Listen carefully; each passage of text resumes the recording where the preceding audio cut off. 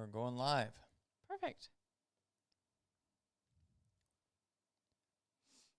Hello, hello. Welcome to this week's Bird Dog Chat with Ethan and Kat. We are live this evening, just a couple minutes late. 100% my fault. Yes, it is his fault. And all of that being said, we're here. We're happy that you all are here. We give people just a second to be able to tune in.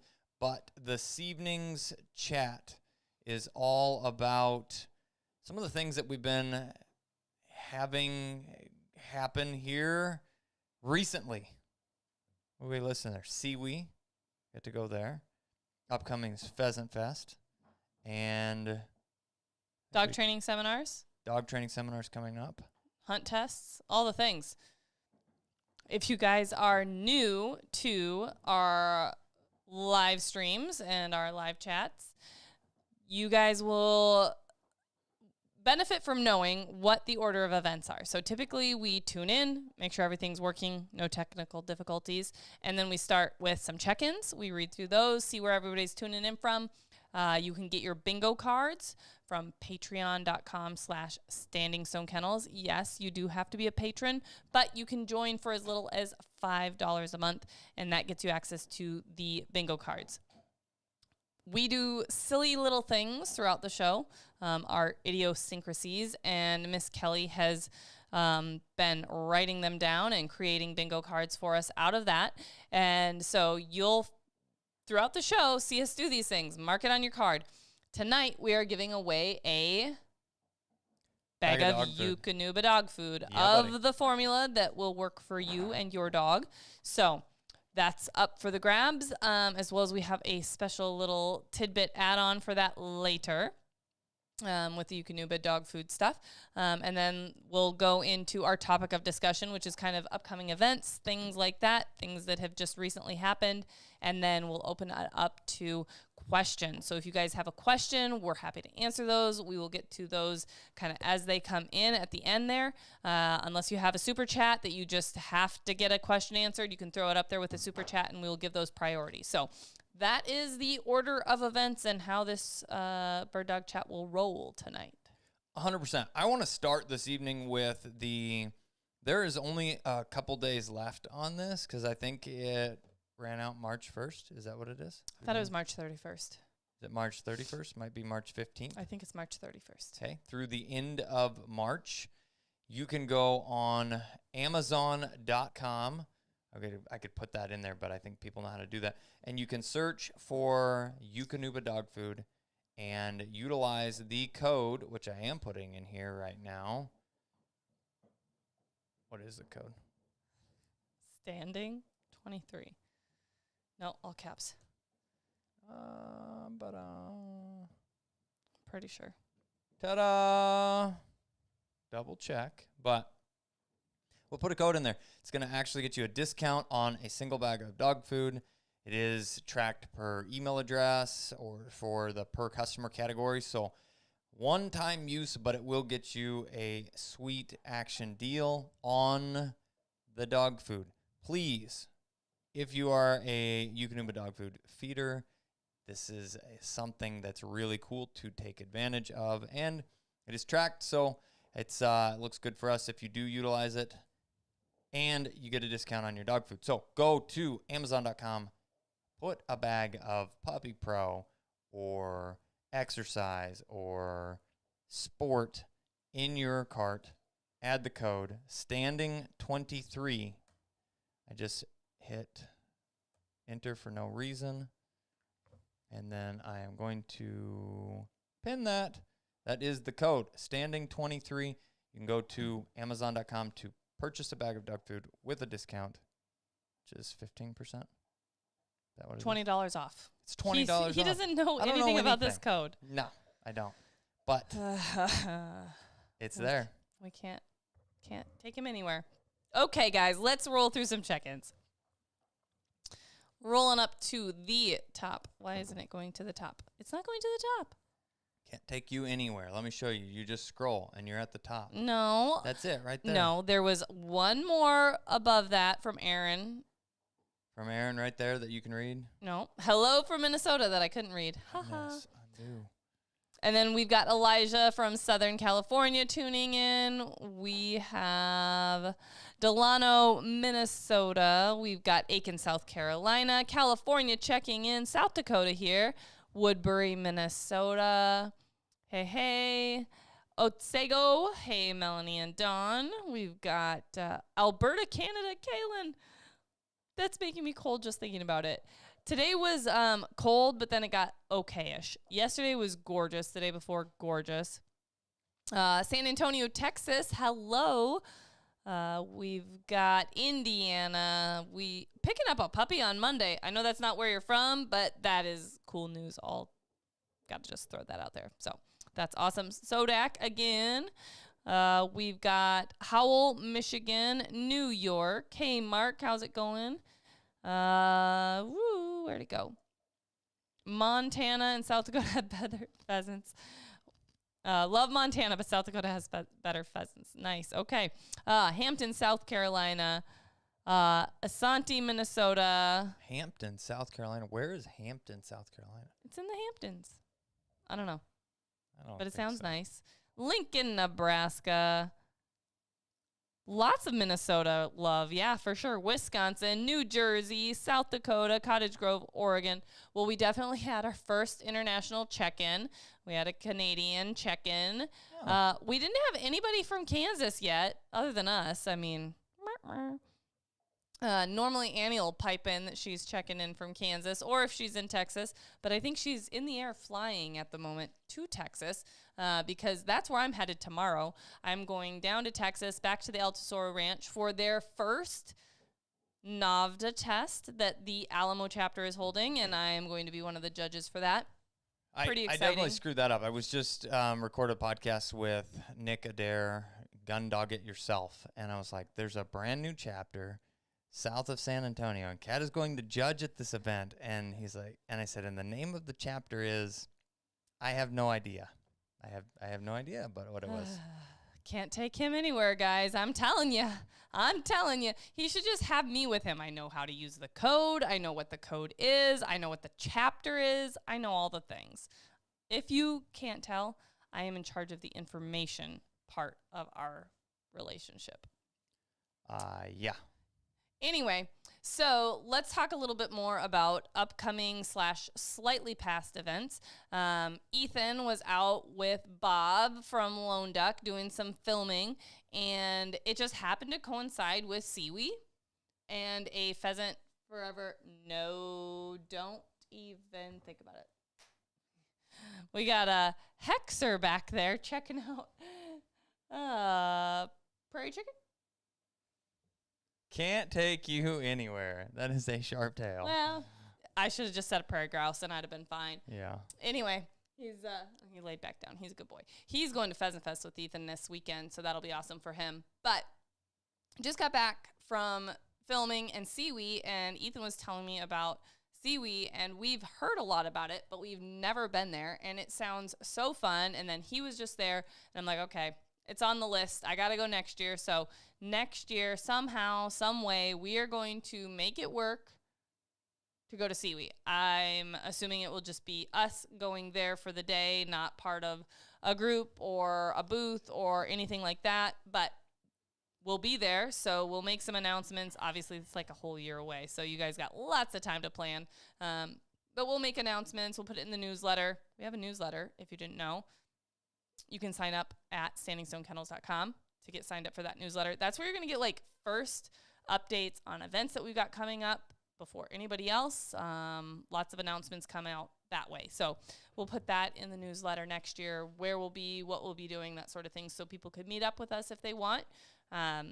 Speaking of meeting up with us and events and things like that, where are you going this weekend, honey? I got a lemon seed, sorry. Can't take him anywhere. Sioux that Falls, needs to go on the bingo card, I think. Can't take him anywhere. Sioux Falls, South Dakota is where the National Pheasants Forever Pheasant Fest is held this year. I will be there Friday, Saturday, and Sunday till about mid-afternoon, so don't wait till the last minute of Pheasant Fest on Sunday to stop by. But if you are within a driving distance, it is one of the coolest events that you can attend for our niche, if you will. It is all oriented around bird dogs and pheasant hunting. Yeah, or upland hunting specifically. But and in South Dakota, there will be a bunch of booths from South Dakota outfitters there. Well, at least there was last time, which is a really, really cool thing. Wow, that's really nice. Oh, well, thank you so much. I Super hope you're chat. enjoying your last 2 days of hunting season, as you should. Hopefully the weather's not too balmy for you yet. That super chat was we can tell you're struggling. We're still happy to be here. We'll get back in the flow of it, and I'll go into that in a second. But to finish, Pheasant Fest, Friday, Saturday, Sunday, I will be there. Please stop by the DT Systems booth or the Eukanuba booth. They happen to be right next to each other this year, so... And they're doing a cool scavenger hunt, Eukanuba is, so stop by, find out the deets on that, and say hi to Hexer. You move over. Nobody wants to see you. They only want to see Hex. He's back there. He's going to be at Pheasant Fest this year. Hex will be there with me all weekend. Unless he gets tired. Bug. Oh, yeah, he's a love bug. He'll just sleep on his dog bed then. He will, but unless he gets really tired and something happens, he will be there and not be square. So come see him, come pet him, get your picture with him. It'll be fun.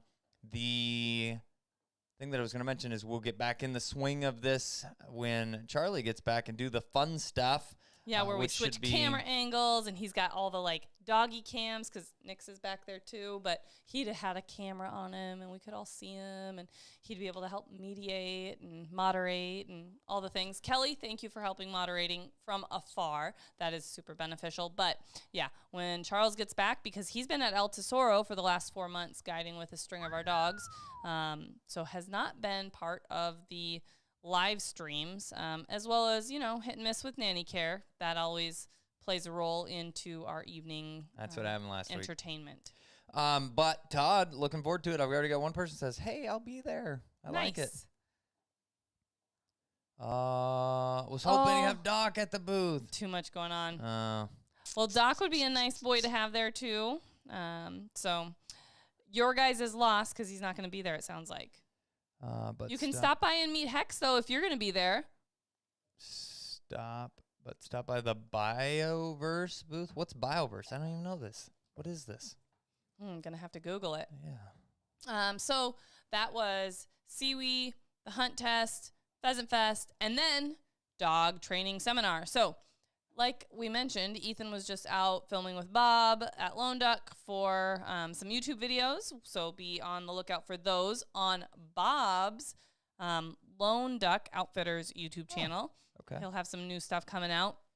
But Ethan and Bob do a standing duck, lone stone, if you will, seminar every year. And it goes back and forth from either being held in New York or Kansas. And last year it was in Kansas. And this year, guys, it's in New York. And it's June 7th, 8th, and 9th. It was just made live yesterday on our website, standingstonesupply.com. And you can sign up for a seminar spot. It is in Parrish, New York. You want to sign up quickly because there's only so many spots. You can either bring your dog, which is awesome if you can. If you can't and you have to fly out or something and you can't bring your dog with you, there are also auditor spots. So you're just there to observe, ask questions, see all the demo work, experience everything other than the handling itself with your dog. And then if you've got a significant other that just wants to tag along and have some fun but doesn't really want to ask questions or be all that involved, they can also come as your +1, 2, or 3. Absolutely. I'm going to tag along and be Ethan's +1, I think. It's going to cost you. I think it's going to cost you guys because I'm the one that's organized. I'm the one that knows when the seminar is, where the seminar is, how you're getting to the seminar, all the pieces. I keep track of all the spreadsheets. I'm pretty sure Kat's Way is paid. Because I tried to get Kevin to be in charge, and he's like, no, I'm sitting in the pool. I'm like, okay, well, somebody's going to have to watch you and Bob because you know what? You two getting together, it's crazy. We have a good Kelly time. knows. She's been there, done that. She knows. She's on here. She can attest to how We have a good time. shenanigan-y it gets. That's a word. Look it up. Is it a noun or a verb? Is it an adverb? It's an adjective. Maybe. In the last one, we actually had a competition, which was quite The hot dog competition. surprising. Yeah, everybody got a hot dog. They got to throw the hot dog for their dog, and whoever came back with whose ever dog came back with the most hot dog won. I was shocked. I seriously expected 9 out of the 10 dogs to have scarfed that dog. And I think only 1 out of the 10 scarfed the hot dog. And multiple of them brought them back in completely perfect shape, like with one tooth mark or a little slice in it. So then it was like, oh man, we're going to have like a secondary competition here. So it was pretty impressive to see. It was impressive. Well-trained dogs. Absolutely. Or they don't like hot dogs. Mystery meat. They're just, what is it? They're picky. Let's go with that. They were not all beef franks. To be fair, they were fun dogs. Definitely not all beef franks. I'm not wasting that good money on them doggies. But the seminar is fun. It is a beautiful time to be in that part of New York, that part of the world as a whole. It'll start getting pretty warm here about that time, and it's nice. It's kind of nice to go up there and be in reasonable temperatures and everything else. So it'll be fun. Hope you can join us. The next thing that we have, that's it. SEWE, we talked about that, which was very cool to be there. Pheasant Fest and the Lone Stone Seminar. Mm-hmm. Yeah. Those were the main things that we wanted to hit on. There's lots of other upcoming things. Like we mentioned, Charles will be back, so we'll be able to make these live streams hopefully more consistent because he's super beneficial and helpful to that process. We've also got Ethan's going to be rolling right into hunt test season as soon as Charles gets back. So AKC Master Hunters and Senior Hunters all the way. Who am I running? Oh my gosh, I have a list on my computer. We're using Ethan's computer. So, there's going to be Splash, Hazel, Shock, Tricks, Doc, not yet. Nah. East, not yet. No. It's just those four. Oh, and we'll see where Honcho's back here. We'll see where he ends up at. Yep, Honcho. Yeah, I thought there was another dog. Yeah. Mako. Yeah, Mako. Potentially. Yeah, Charles has got to entrust his dog with me. You've entrusted your dogs with him, so I think fair trade. But so rolling right into AKC hunt test season, and then from there, we've got a bunch of utility dogs to run this year. Look at that list. It says we have an excellent connection. People can't Kelly. hear us? No. It says buffering. Right now, I'm getting no error messages. Hopefully everyone can see us without Stream any health glitchiness. Is excellent. It says, let me know, and we can try and make adjustments. But then we've got a ton of utility dogs prepping. So we've got, those same dogs. Tricks, Shock, Splash, Hazel. Mako's already a utility prize 1 dog. I think Thunder's going to get a go of it. Questy Pup might get a re-go of it. Piper's going to run this year. And then we've got a bunch of young dogs that might not be ready for Masters, but would be ready for utility. And that could be Doc, Hex, East, all those young dogs. So it's going to be a fun year, guys. Taylor's in that mix. And who else we got? Glitch, Journey. There's a whole bunch of young dogs that are in the process of getting ready, whether they hit their stride and get to that point, because it's also a lot of dogs to campaign in a year. So we kind of have to spread it out. Muddy was a UT Prize 1 dog last year. Technically, she gets to go to the Invitational this year, which we're coming up on the deadline to register them for. And we've decided to forego her going to the Invitational because of her overall health. She is in great health, but she only has partial lobes of her lungs left because of having lobectomies during foreign body infections. And so she doesn't have a lot of lung tissue left. So that means she's at greater risk for things like aspirated pneumonia. If she would get that, that would be pretty detrimental to her, as well as she only has that many lobes of lungs to produce oxygenation and have enough to... she runs well, but she gasses out. And when she goes, she's just done. And at the Invitational, we've got, an upwards of a 200-yard blind across open water. And an hour brace. To be fair, Muddy is not the world's best swimmer. Love her to death, but she swims like her mama Grit. They love the water, but they don't swim the best.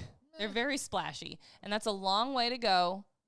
And if she would get gassed and tire out, she's a long way from shore. So we're just looking at her overall health and happiness and our happiness, and she is a dang good dog, and we're happy with her being Master Hunter Utility Prize 1 dog. Thank you, Charlie. Yes, thank you, Charles. He made it happen for her. Absolutely. The next thing with that is the dogs that are running Masters this year. This is something that gets asked. It's not really a question here yet, but this is something that gets asked on a fairly regular basis. For the winning of the dog food. We need to look into that, Aaron. I am not 100% sure on that, and I definitely don't want it to expire on you. So let us look into that. Shoot us a message to remind us, because sometimes these live streams can get a little mentally overwhelming and stimulated, so we could forget. But we want to check into that for you, because, it's definitely something you want, and we want you to make sure that you're able to utilize that. So let's look into it. What I was saying, though, specifically, thank you for the super chat, by the way. Yes. The dogs that are preparing for Masters, okay? This is a question. It happens fairly regularly. People reach out and they say, I want a Master Hunter. I want my dog to be a Master Hunter. What does that take? And I'm like, well, a lot of months of training. And on top of that, lots of experience in between there. So it's... to put into perspective, we just mentioned 4, possibly 5 dogs that I'll be handling this spring. Those dogs have trained. They hunted an entire season of wild birds with me. They trained some more, moved kind of toward a steadiness direction. They hunted another season of wild birds with me, and then went from that down to the ranch, where they have hunted steady to wing shot and fall on quail.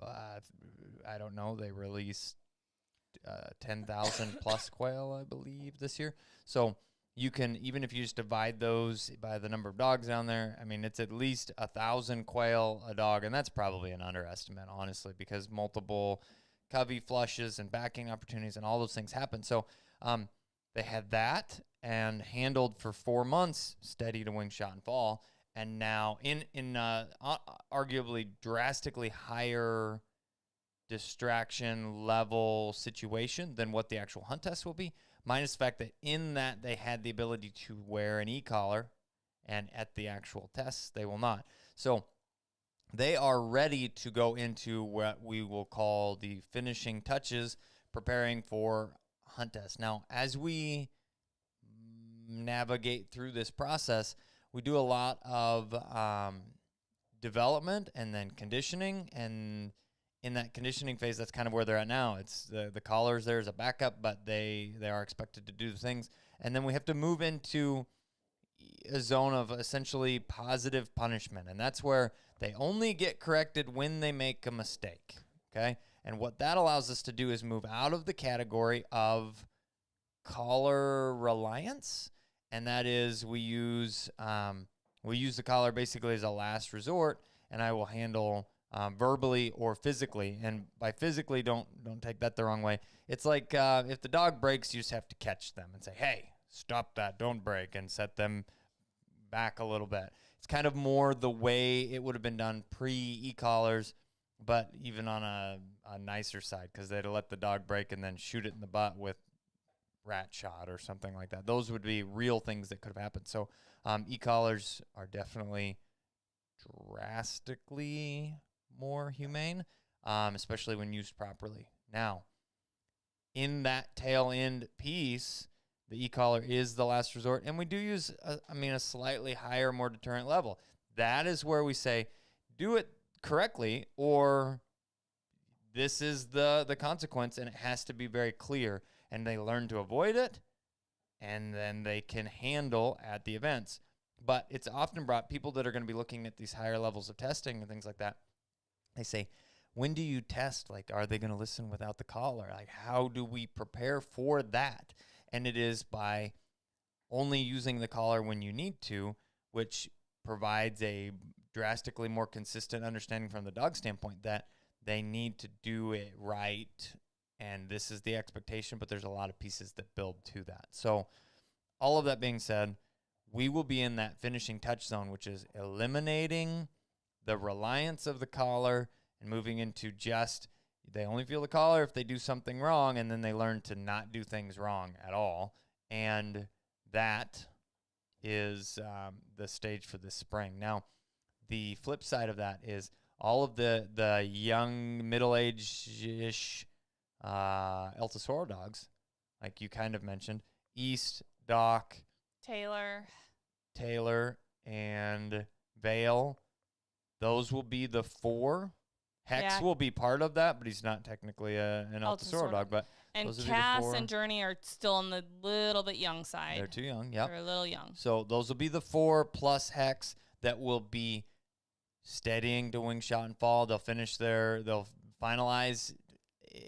We kind of clean up after the hunting season. Things lapse just a little bit, tighten up the retrieving, move into your introduction to steady and wing shot and fall.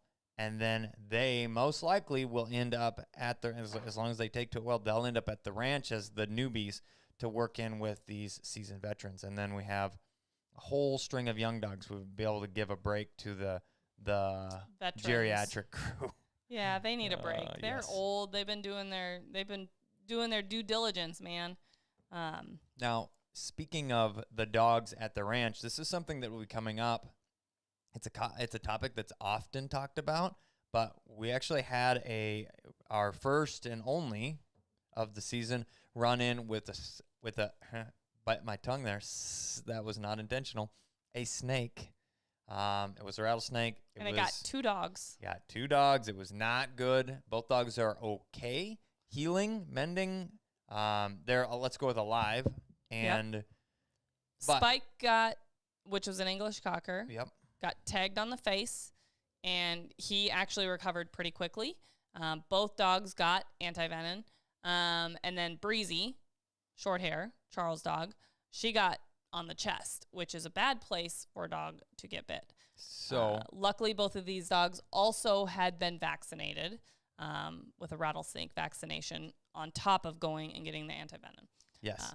We have documented all of this. It's nasty, guys. This was a teaser of this will be an upcoming conversation. We're waiting for the whole healing process on Breezy's end to happen because it's going to be a process. Yes, and we'll put it all together. Lots of necrotized tissue. Ugh. I can still smell it. Yeah. Oh. See it. Oh. But glad we're able to talk about it like this because both dogs are alive and are healing and are doing well. But all in all, it's a lot of information to be able to cover. We want to be able to provide a firsthand experience of a light bite and a nasty bite, and it'll be important for Charles and Annie to both be part of that conversation because they were there, and we were not dealing through the process, 100%. So look for that in the nearish future. Yes. So I think about time that we can open it up to some questions. You good with that? Like I have a say. Come on, go. Yes. Okay, well, I didn't know if you had anything else, topic of discussion you wanted to mention. Nah. I mean, we could literally talk for hours about things upcoming. One thing that I did want to mention that is really cool, it kind of segues into a question that someone had. I was scrolling through questions, and it was about, are we going to have any video series on, like, UT prep? Where was there's also a natural ability based question preparing for the water. But yes. So what I was going to give a shout out to whoever had the question, and I'm trying to find it now. Where is it? Oh, and Jeremy mentioned that it's biogenics Bioverse booth is pond cleaning products for your training pond. So Melanie's company. I will have to stop by and we chat got with a couple ponds that we want to keep clean. Absolutely. NA test in May in Michigan. How do you prepare for water test? Water is still very cold. Wait. Don't push it. I mean, February, we're at the very tail end of February. You've got all of March, all of April. I don't know exactly when in May your test is, but you've got 2 full months plus some in May. Wait.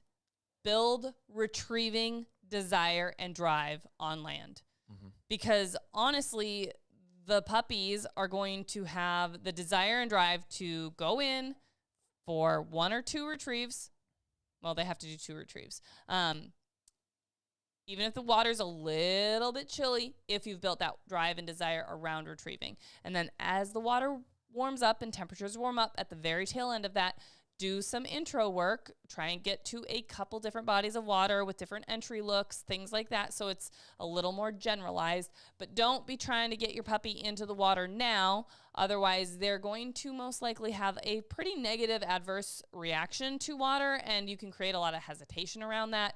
So retrieves. Don't overdo it so that retrieving becomes boring.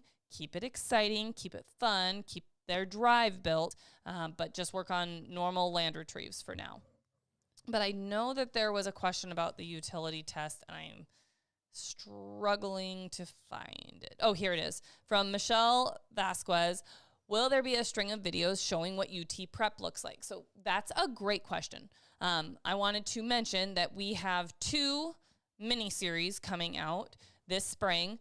One on what the entire process of an NA test looks like.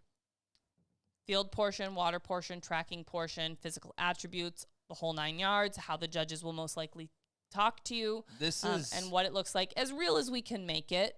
Dogs are still wearing e-collars. It is a training video, but we tried to make it really realistic. And then we've got the utility side of that. So you've got duck search, the field, the steady by blind, remain by blind, the healing, all of that, the duck drag, that's all included as well. So it will be 2 little mini series about the utility test, the NA test, and what each of those tests look like. And then we're going to build off of that as we go on training practices and drills and things for that. However, we already have, the thing is, for the utility test, you need so many pieces. There's so many pieces that go into preparing for that test. So to get a dog that's going to reliably retrieve your duck drag, reliably retrieve your duck retrieve at the water, reliably retrieve a duck at the duck search if they encounter one, reliably retrieve all the birds that you shoot for them in the field, you're going to need a trained retrieve. We've got a training course for that. Just put it out the beginning of February, so you can check that out. It is an entire trained retrieve process. It is something that you will need for advanced testing, even if your dog is a great natural retriever. We do it with all of our dogs, even though they are great natural retrievers. They need to be able to retrieve reliably on cue for these advanced levels of testing. So that's part of it. Then when you're in the field, you need advanced levels of steadiness. This isn't just formal WOE training, guys. This is steady to wing, shot, and fall, waiting to be sent for retrieves. Same level that we were just talking about from like preparing for the master hunters. Yep. And we are in the process of completing that training course as well. I'm hoping that it will be out sometime in March, maybe at the very latest, the beginning of April. But definitely that is my goal, is to have it out in March for you guys. So that is another piece of the pie, another piece of the puzzle. Then there's the pieces of how do you work through a duck search? How do you actually lay duck drags and build on that? What does your field portion of that test look like, and how do you set up training scenarios for that? At the utility level testing, you're running individually, independently. You don't have a brace mate, so there's no backing. But just because you're running through utility doesn't mean that you shouldn't start already, or even before now, having your dog look at backs. Because if your dog doesn't look at a back until you're prepping for the invite at 3, 4, 5 years old, your dog's going to be a lot further behind because they haven't been expected to honor another dog. So definitely that's a piece of the pie as well. Healing, obedience, guys.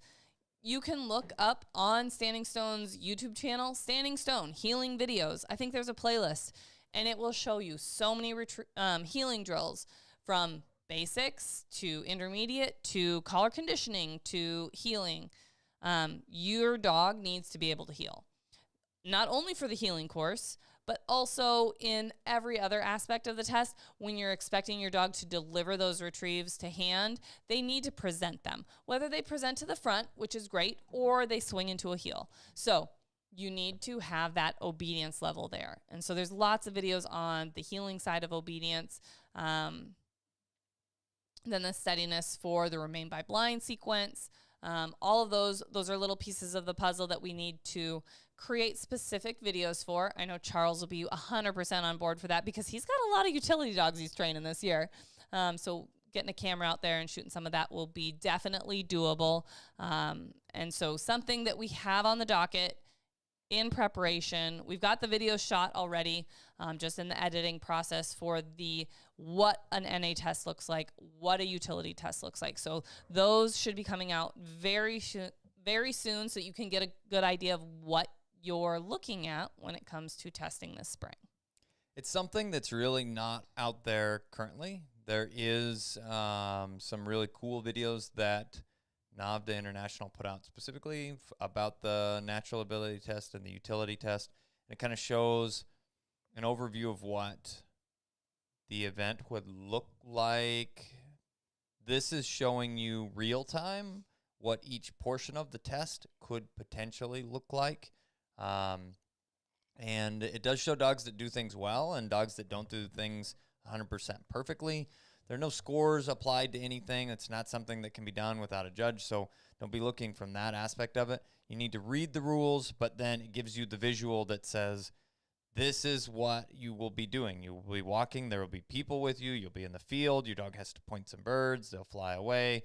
All of this stuff is what will happen, pending exactly how your dog behaves that day. But at least you know, because that's one thing that I remember the first time that I went to a natural ability test. I read the rules and I was like, I don't know what this looks like. And you kind of are trying to unexpected. Watch the people ahead of you because I didn't run first. And that was, I just had no idea. This will be the equivalent of watching somebody else's dog run at the event. That's what it will look like. Now, how your dog performs is based on your training, but this will get you a lot closer to feeling more comfortable about what's going to happen there.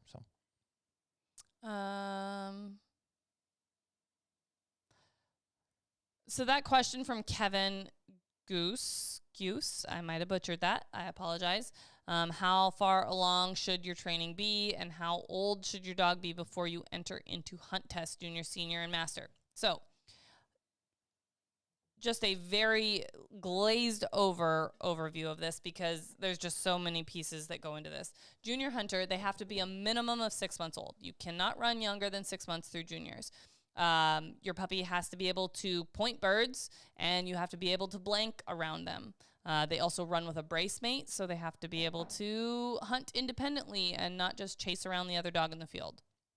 It's a pretty puppy basic test.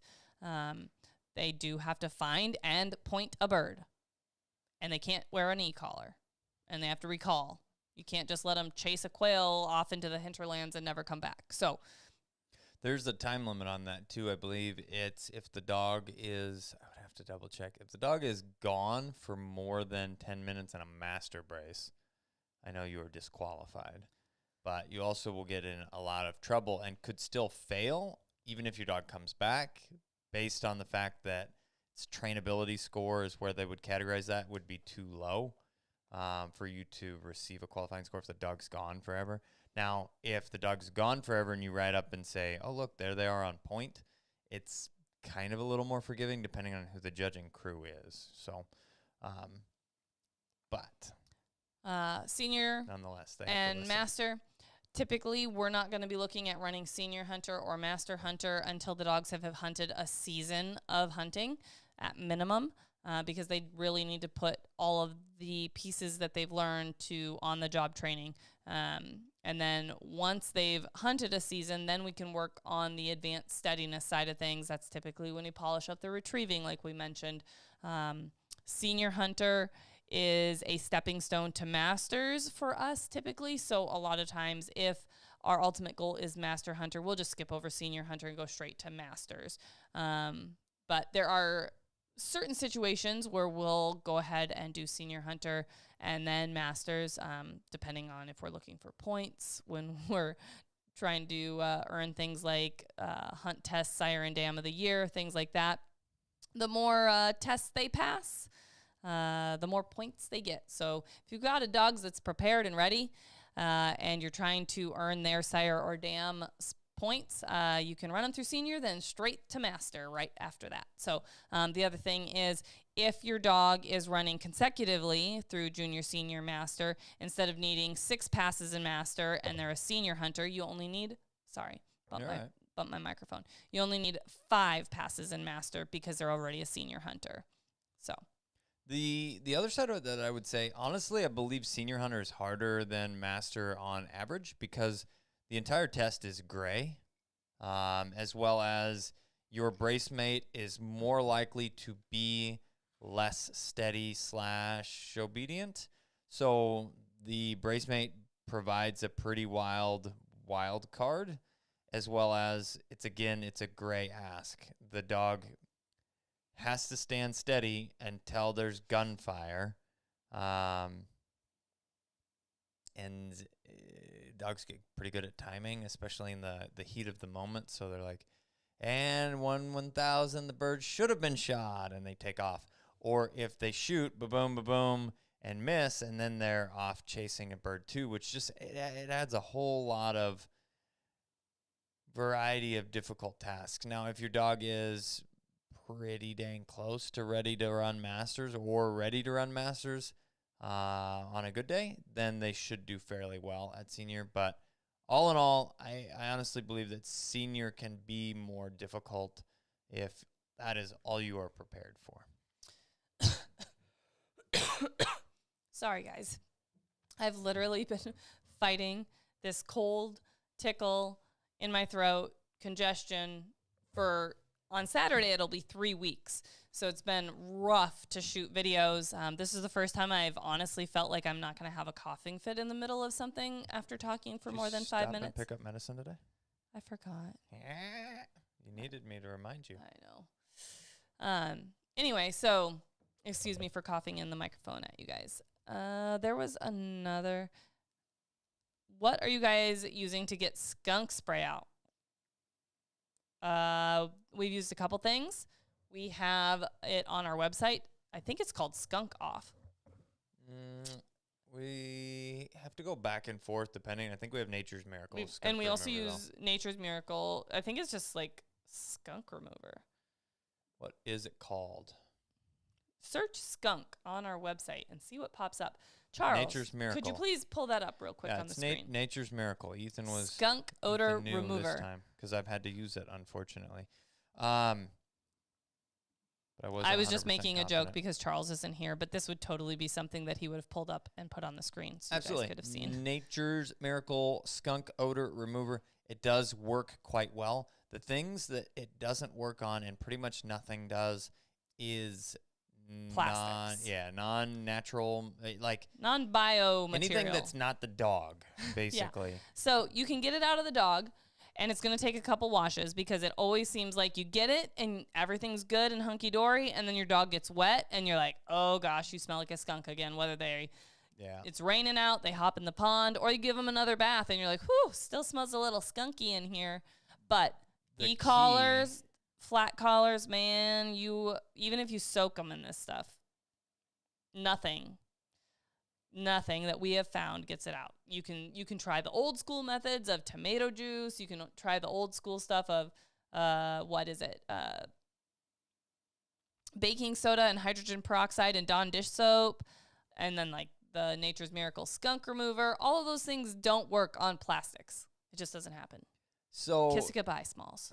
the Nature's Miracle product is an enzyme-based odor eliminator. So it works very similar to the odor eliminator portion of the urine off, or the urine destroyer version of that. Any of those enzyme-based products, they have to sit and work for a while. So scrub the dog. That's the number one mistake. They don't leave it on the dog long enough. But yes, 100% what Kat's saying. The flat collars, throw them away. Unfortunately, your e-collar is just going to smell like skunk forever. But sell it as used and get a new one. StandingStoneSupply.com. Yeah. Sorry. Yeah. Just had No, it's I mean, it's gross. bad. We've literally been like, hey, we got a used skunked collar for sale because I can't stand it. There's a super chat that came in. Oh, Here. nice. Were you guys lab folks and then switched to GSPs? Are you more upland hunters generally, or do some waterfowl every now and then? Well, thank you for the super chat, Steelsy. No, we've diehard, born and raised. No, not born and raised, actually. GSP guys from the beginning, and the beginning is in college. We actually didn't grow up with short hairs. We decided to get a short hair for our first dog once we were in college and got married and fell in love with the breed. I don't know how that happened with Crazy Sammy, but it happened. We have raised labs. We've owned a couple labs. They are also wonderful dogs. But we just prefer short hairs from our hunting style, our lifestyle standpoint. And we do primarily upland hunt. Do we enjoy waterfowl hunting once in a while? Yes, primarily when we go with Peter and his lab, Sam. We go do some goose hunting. Shooter, one of our old stud dogs, lives with Peter, and he did a heck of a lot of duck hunting with him in Shooter's younger years. Shooter's getting a bit older now. He's 11. Still going strong, but not hunting quite as hard as he used to. So we do a little bit of waterfowl hunting, but again, our bread and butter and what we truly love to do is the upland side of things. Is there a bingo? Ooh, bingo yet. baby, getting close. Not a lot of cards out there tonight. Okay. There was another one that's close. What's that one?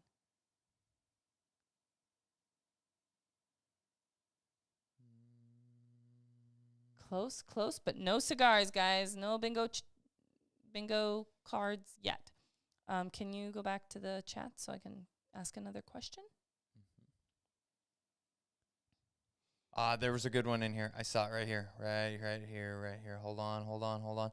How did the trip to the pigeon auction go? Why? Why did we bring that up, Aaron? First and foremost, I don't know that we've mentioned. Did we talk about it last time that I had? Aaron follows me on social media. I posted stuff that we're going to a pigeon auction. He follows us. He knows what's up. No, I'm talking about doing well at the Flying D race. I don't know if that got I put it in a mentioned. video, but that video hasn't gone out yet. The update on bet and we've got our update on bet and duel coming out probably next week. I've got it scheduled out on whose puppy did better. If you want to win brownie points, vote for Kat. If you want to be right, vote for Ethan. Wrong. The trip was fun. It was a pigeon auction, and what that means is I went shopping. It Ethan works sat like at the auction. It works like a standard auction, but there were 133 pigeons there. I did my best to handle every single one of them, which you learn a lot about different things, and I just soaked in as much knowledge as I could from all the folks that have been doing it way, way, way, way longer than I have, and I learned a lot. It was fun. I won a bird. And by one, I held my hand up the longest, so that was one. That's how you win stuff at auctions. Secret, just in case you didn't know. You can win at any auction by holding your hand up longer than everyone else in the room. But it was fun. It was the most Vegas thing we've ever done. We went down to Fremont Street. Because we actually went with people that have Vegased before. Yeah, we usually just are there by ourselves. And we're like scared, and we're just like, boop, back to our hotel. Yeah, I don't know where to go from here. It's we could take a $80 cab ride around in a circle. Or, in this case, $18 across the road. We did that. Oh, my God. For dinner one time. We did not realize that we could have like literally it's walked to down here. dinner. No, it was right We could have there. walked, but it was $13 cab ride instead. But it was awesome. The shopping, the food, amazing. That's how inexperienced The we are. pigeon auction was amazing for Ethan. I wasn't there, so it was amazing for me as well. It was fun. Yeah. There is a question here, moving on from your pigeons. Daniel Nelson. This is an interesting question. So you guys have third pick of a litter of 8 males. That's a lot of male puppies. Awesome. That is a lot. When they are 4 weeks old, pickup is at 8 weeks. Suggestions of what to look for, good hunter and family dog. So I typically tell people, because we do our puppy picks at 8 weeks old, people come out, play with the puppies, interact with them, take our advice on what we've seen and experienced with those puppies over the last 8 weeks and make recommendations, and they ultimately pick. But that doesn't happen until 8 weeks old. That gives us the most time to evaluate puppy personalities, temperaments, things like that. 4 weeks old, they are barely up wobbling around and starting to play with things. They are pretty much hard to tell which puppy is which at that point. Not hard, impossible. You can't tell anything about a puppy at 4 weeks I old. feel like 5 weeks, their personalities are just starting to shine through a little bit. When we handle them for puppy pictures, we're starting to see that a little bit more. But, oh man, if you can wait until 8 weeks to make your pick, 7 weeks would be, probably the Closer. earliest that I would say I can see a ton of, and not even a ton, but see differences between the puppies. And then those gaps, those differences, those slight pieces that you see that are different in those puppies at that age, those will expand as they get older. So the puppies that are the most outgoing at 7 weeks typically are the most hard-charging, driven puppies as they get older. The puppies that are the most laid back, that doesn't change. They are still the most laid back. And then all the puppies in between. So at 4 weeks, unfortunately, I don't have some magical thing that I can tell you to look for. I would just say, in general, when evaluating puppies, the more that you can handle them, evaluate how comfortable and tolerant they are of being handled and comfortable they are of being handled from a socialization aspect is going to be a good indication of how mentally stable they're going to be. And a mentally stable dog has intelligence, has trainability, things like that, which are things that are sought after. So if, at 4 weeks old, you pick up a puppy, most of the time they're going to be like, ugh, I'm being picked up. This is weird. Okay, I can relax. So see how quickly the puppies recover. So you're picking them up. They're going to get stiff. They're going to be like, this is weird. And then see how long they take to relax. And if you've got one that just is not given into relaxing, they are going to be a little less resilient, a little less able to adapt to change. So those are small little things that you can tell at this point. You can play little retrieving games with them, but they can hardly track. Their eyes are not working real good yet. They've literally just opened at 2 weeks old, so their eyes have only been working for 2 weeks. So if you toss something for them, most of the time, they're not going to even see it, or they're going to lose it when you toss it. So you've got to keep those things in mind. They're very uncoordinated at that point, stumbling and bumbling all over each other. So not a lot you can evaluate at 4 weeks old. We have a bingo. Oh, woo. I don't even know what we talked about. Hard eye roll from Kat. Oh, yeah, Kat does those, especially if we're talking about pigeons. Aaron, you're going to have to, stack those. Aaron, you know what? I think that we're going to have to, from the bingo cards, because you win, all the time. That's awesome. All right. That's awesome. I'm glad you're here playing. Revolt tattoos. Ooh, we could have gotten a tattoo, Ethan. By Your we, first. You mean you. Your first tattoo. Oh, the sushi was amazing. It really was. We had, Aaron, I know who you are. I will get you a dog food code. And I'll find out about if your previous one has an expiration date. I don't know the answer to that. The sushi that we had some very unique things that were interesting. It had, one of the rolls had a black truffle sauce. Yeah, it was so good. It was black very truffle pesto it was on It there. was so good. It was so And good. then the last roll that we got, the guy literally brought it out, and he's like, "I'm so excited to tell you what this is because it doesn't get ordered very often." It was a, I'm gonna butcher it, Oroso, basically bluefin tuna belly meat, so it's fattier, and then it had some other stuff with it, but then it was wrapped and had a piece of Wagyu beef that was seared just a thin on the top, and then on top of that, a black truffle, and then it was sprinkled with edible gold flakes. Edible gold flakes. Yeah. Why not? When in Vegas. Why not? It was actually very delicious. It The was whole very thing was tasty. so good. Yeah, it was very tasty. Now I'm hungry for sushi again. Thanks for that. So we got What you gonna do?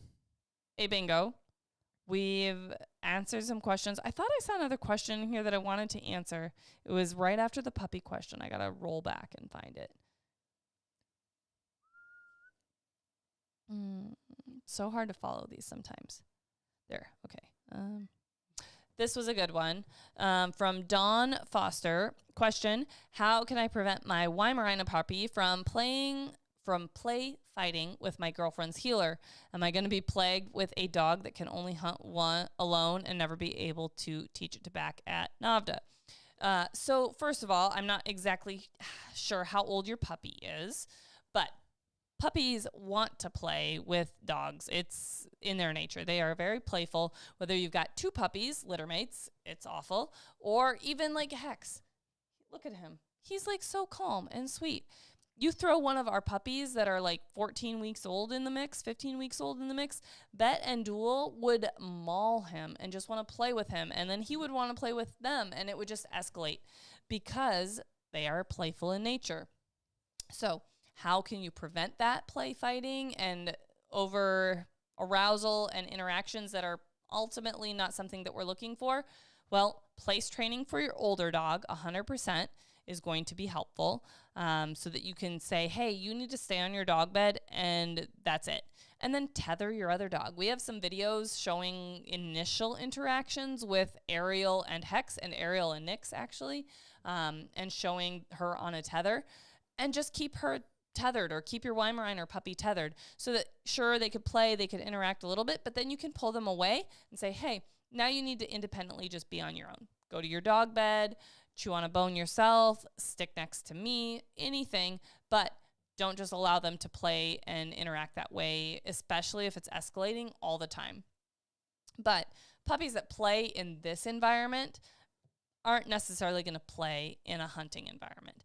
You put them to work, you put them in the field, you teach them their purpose out there, you introduce birds and bird scent, and they're going to be hunting, and they're going to be searching, they're going to be looking, they're not going to be messing around and playing. If they do try and play and chase and, not focus on their job and their task at hand, interrupt that behavior, redirect their focus, or leave the other dog in the truck until your puppy learns their purpose, so that they're like, I know my job out here. It's not about funny business and messing around with another dog. It's about finding a bird. And they will hunt, and they will hunt independently. And if you typically take them out with another dog that is all business, puppy's going to learn we're all business, is my 2 cents. Probably that's more like 25 cents, actually. You got your money's worth. There you go. I just, my opinion is, I am a dog Nazi or whatever. I don't let any of them play. He's like the fun police. He doesn't like playing. No playing. It always escalates. It always causes problems. Next thing you know, they're... And I used to be more of that same mentality, fun police, and then we had kids, and I'm like, same thing with the kids. Like, I could be the fun police and never let them play, because every time they play, all they do is hurt themselves, and it ends in tears. So I'm like, either you never get to play together, or we have to deal with and learn how to deal with and tolerate some of the angst and get over it. And I don't know. They need to be able to learn and tolerate their brother punching them in the face. It's fine. That 100% I agree with. The dog aspect of it, I think that As the long as it difference- doesn't escalate. I don't like it escalating. But it always will escalate. Like Same with the kids. It always escalates. It's all fun and games until somebody loses an eye. I mean, that's the exact same thing with the kids and the dogs. It is and it isn't. It is and it isn't. So The what only you have to understand is that their difference mental, is mental state doesn't grow past like a 3-year-old child. So Okay, Cade's not even there yet. Cade's not even 3 yet. So I I'm feel not like we have talking 2 about puppies. our children. I feel like our kids are 2 puppies right now. Yeah, When they get older, they do their thing. They are going to move into a state where their brain works better and they understand things. yes, and then we can reason with them and explain, we don't play that way, and if you play that way, somebody's going to get hurt. You can't tell the dogs that. They just escalate until somebody gets hurt, and then you're like, well, now you know. And so at the point that our children are at the same mental state that our dogs are at, it's very similar. Okay.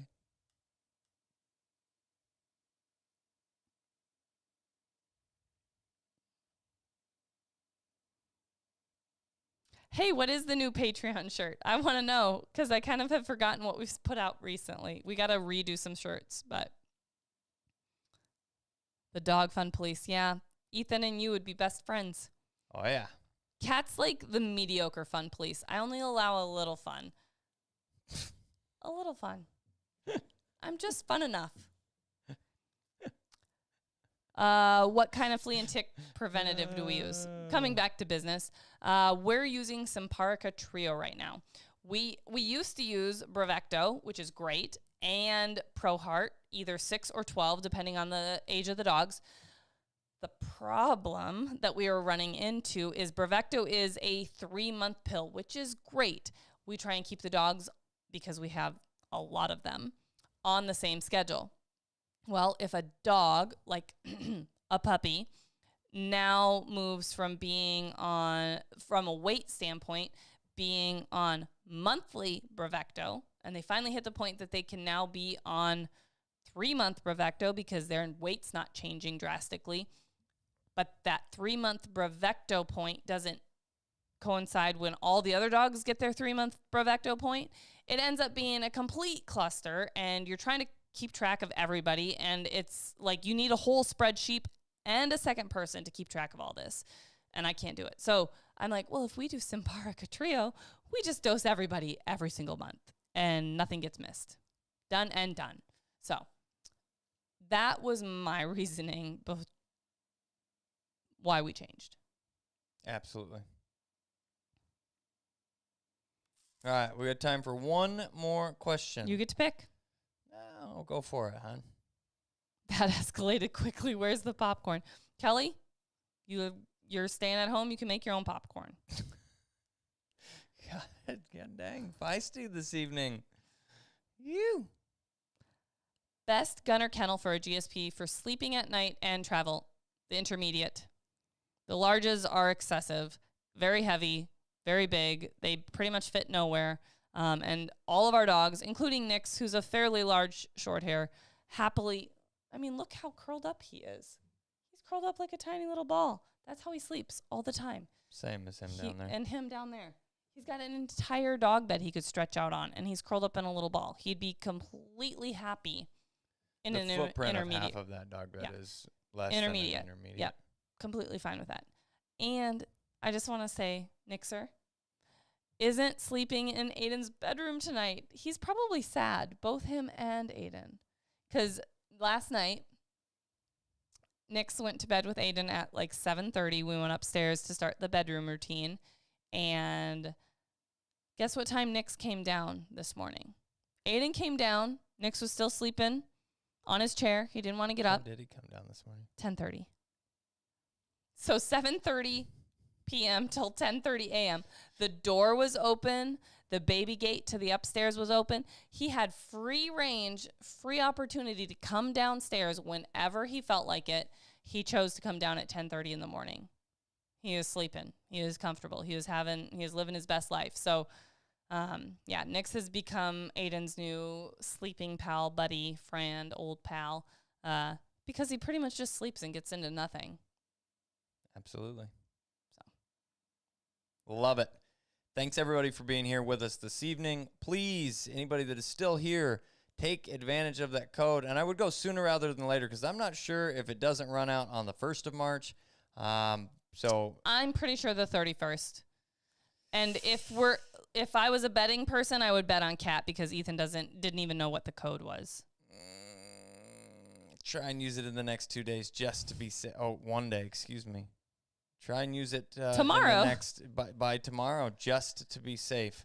Is let's just look. Are there 31 days in March? This is a thing I don't know. 30 days has September, April, May, and November. I don't think that's how that works either. 31. It is the 31st of March. I'm 100% positive. 99.9%. Ooh, good.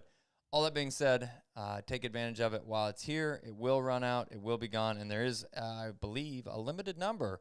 So there is a limited number. That I know. And I have no idea how many have been used yet because Eukanuba gave them to us for our use. And I've been handing them out sporadically. And so don't know how many are left. Get it while the getting's good, folks. That is for sure.